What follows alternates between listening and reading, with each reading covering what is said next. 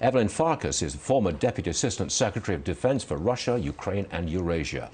Joins me now. Is Griner now a hostage, Evelyn? Well, unfortunately, it looks like she is.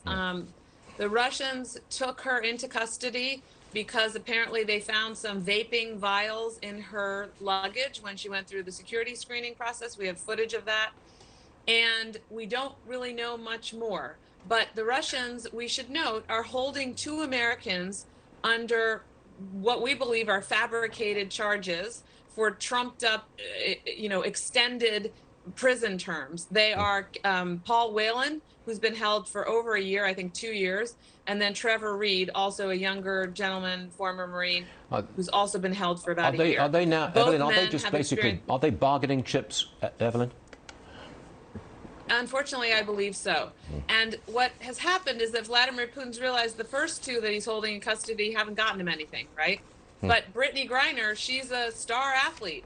This will cause some pressure to be put on the White House to release her, to get her out somehow. Okay. And Vladimir Putin will have his price. Okay. The Pentagon is rejecting Poland's proposal to send fighter jets to a U.S. base in Germany and then transfer them to Ukraine. The Pentagon is dragging its feet on this, saying, not going to do it. Can that be changed? Because the Ukrainians are desperate. This is what they really need. Yeah, it's a little bit odd because this negotiation is happening in the public between the United States, Poland, Ukraine, I guess. Clearly, we need to do something to help the Ukrainians defend themselves better from the onslaught that they are receiving from Russian artillery and aircraft. And these fighter aircraft would go a long way. Hopefully there'll be some mechanism to, provide these jets or some other means of covering the air for the Ukrainians. It seems from a distance, we're going to see a lot more. Yeah, exactly. It seems from a distance that the administration is frightened of provoking Putin, frightened of what his response might be if we help the Ukrainians in their hour of need. Well, unfortunately, we're dealing with someone who has a high threshold for risk. That is Vladimir Putin. And we also can't rule out the fact that he would use tactical nuclear weapons.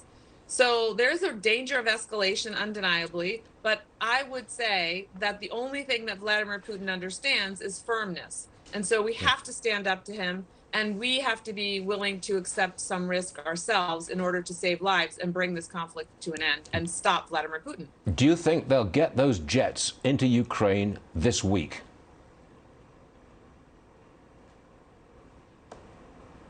I think we've got a freeze frame there. That's what happens. The video just kind of freezes, can't see anything. Well, you see the freeze frame, you can't hear anything. I think she's back. Yes, Evelyn is back. Yes, Evelyn is back. Thank you very much indeed.